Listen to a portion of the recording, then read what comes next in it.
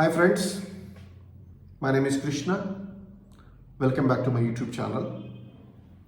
Today's topic is going to be accounting entries for VAT. Before we get into the topic, there is one disclaimer here. This VAT is not applicable to India. This is also not applicable to US.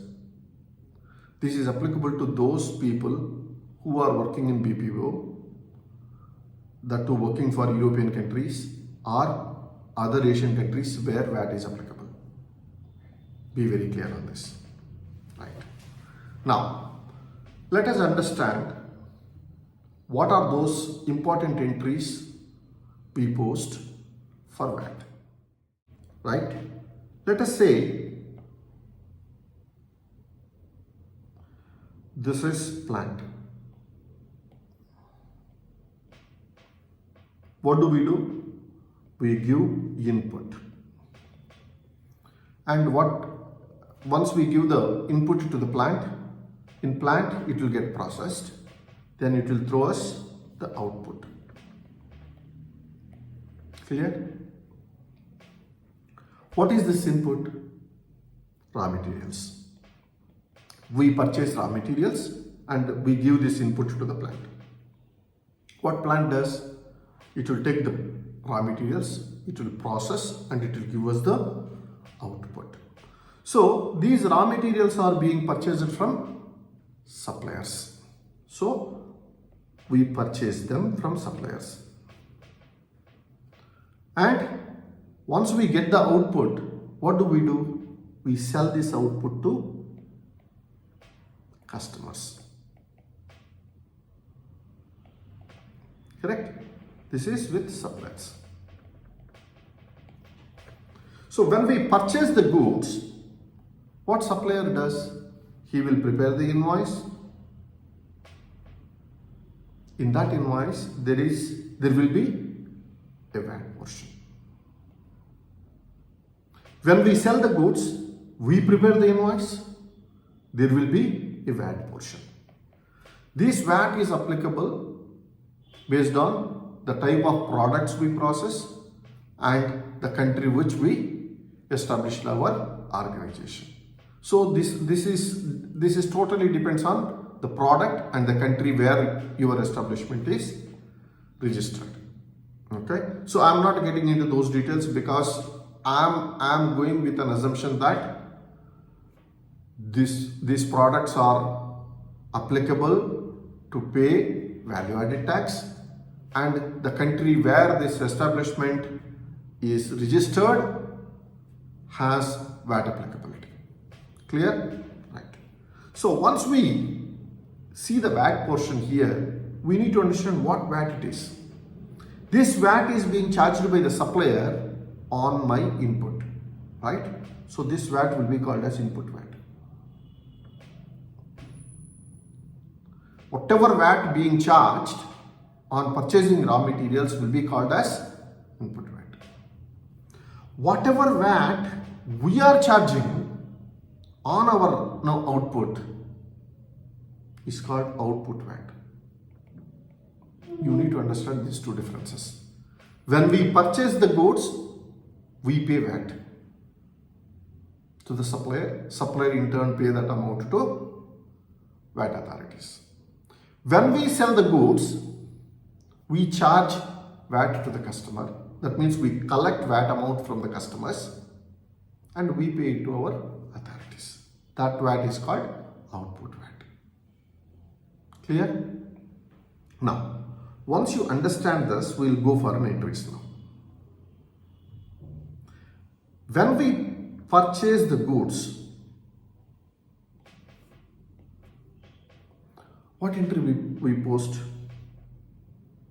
Purchases debit or inventory debit, input VAT debit to supplier account. This is the entry we post. We debit purchases, we debit input VAT, and this amount has to be paid to the supplier, so supplier account is created. When we sell the goods to the customers, what entry we post? Customer account debit to sales account to output VAT account. This is the entry we post. Now, the next question is, whatever input VAT we paid to the supplier on raw materials or services, whatever it may be, that can be adjusted against output VAT. So again, it depends on country to country, product to product. I'm not going to get into that concept right now. Input VAT can be adjusted if it is eligible to be adjusted. Input VAT cannot be adjusted if that cannot be adjusted as per that local law. These are the two things you need to keep in mind. Suppose I have $1,000 of input VAT. This is input VAT amount, total input VAT for the month or for the quarter or for the year. I have input VAT of $1,000. I have $1,500 of output VAT.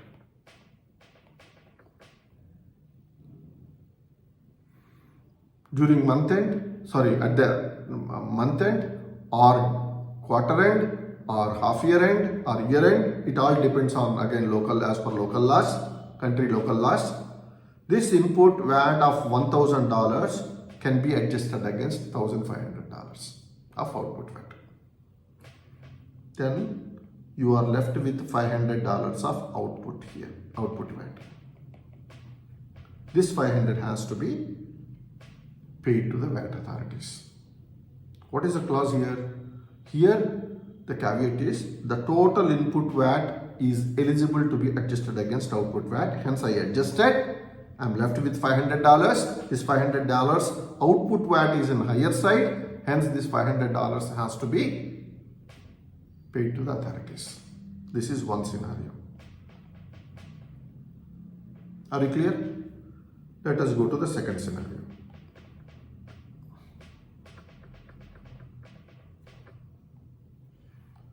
Second scenario is, my input VAT is $1,000. Input VAT is $1,000. Output VAT is $800. My output VAT is $800. What I'm supposed to do? I'm supposed to adjust this input VAT against output VAT. Clear? But my input VAT is in higher side. How much? $200. This $200 of input VAT excess I have is eligible to be adjusted against output VAT, but I don't have that much output VAT to adjust this amount. This $200 can be carry forwarded. Again, subject to the local laws. Don't question me on this tomorrow again. This $200 can be carry forwarded to the next period, next month or next quarter or next year, and it can be adjusted against subsequent output VAT. This is the second scenario. So till such time, that means till such time you get output VAT for the next period, this 200 excess input VAT will be shown as a current asset. Will be shown as current asset in our balance sheet. Clear? Right. Third scenario.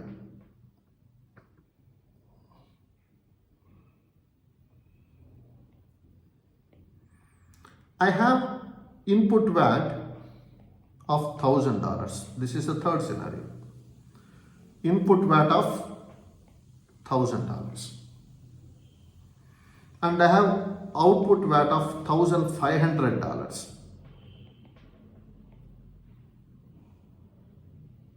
Right? In this, input VAT of 1,000, $800 is eligible to be adjusted against output VAT. $200 is not eligible to be adjusted against output VAT.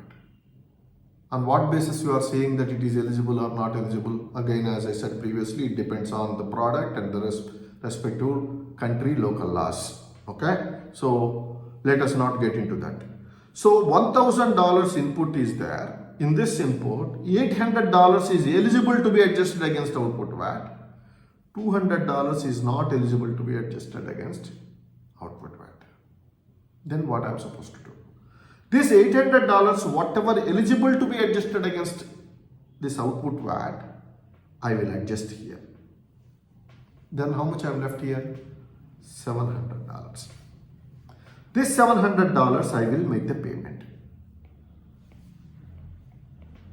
Clear? What will happen to this 200 where I am not eligible to be adjusted?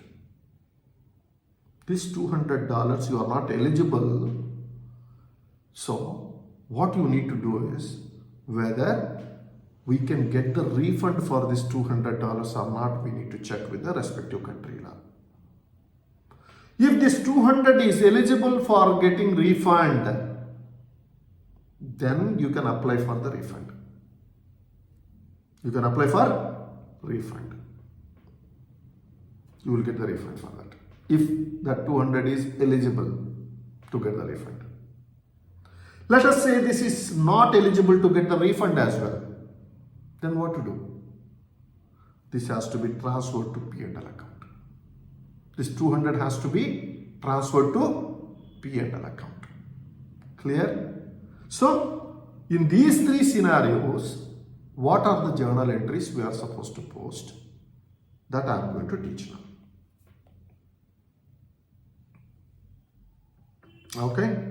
Now, let us say I am eligible to claim my input VAT against output VAT. What entry I post? Output VAT account debit.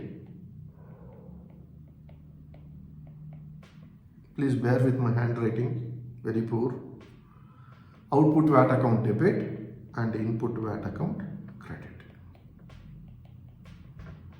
This is an adjustment entry between input VAT and output VAT. Then, if input VAT is in excess and it is eligible to adjust against output VAT, but output amount is not available, then you can carry forward that excess input VAT and that will be shown under asset side, current asset side of the balance sheet. So no issue. There is no entry for that. That input VAT amount will be showing in current asset. Let us say there is an input VAT not eligible to adjust against output VAT. Not eligible to adjust against output VAT. Then what I am supposed to do? You have two options. Can I get the refund? If the answer is yes, your entry is going to be, you need to debit bank account and credit input VAT account. If you get the refund. If you get the refund, you get bank account debit and input VAT account credit. Let us say you are not eligible to get the refund also. Then what you are supposed to do? You need to transfer this input VAT to your P&L account. Then the entry is going to be P&L account debit to input VAT account. You need to debit your P&L account and credit to your input VAT account. This entry will be posted only for the input VAT not eligible to be adjusted against output VAT, not eligible for refund as well. Then you are not supposed to continue this input VAT in the books. So what you are supposed to do? Input VAT account you need to transfer to P&L account because that portion is not eligible to claim, not eligible to refund, not eligible to adjust against output VAT. Hence this entry. Next. After adjusting input VAT with output VAT, let us say there is some portion available in output VAT to be paid. Then what do you book? You debit output VAT account and credit bank account. You need to make the payment to VAT authorities, right? You debit output VAT account and you credit bank account. These are the important entries you are supposed to post for VAT. I hope you are clear on the subject. If you still not clear, you can very well give the comments so that whatever extent possible I'll try to answer. But these entries are very, very important. Even when I went for transition in one of the companies in Europe region, the customer asked me, can you please tell me what are those 5 or 6 important journal entries we generally post for VAT? I answered this, 5-6 entries. They used to conduct an assessment for us. When they conducted an assessment, they asked this question, can you please tell me what are those important journal entries we post for VAT? These are the entries we are supposed to post. So be very clear on this concept. If you like the content, please like my video, subscribe to my channel and share this video with your friends and colleagues. Thank you so much.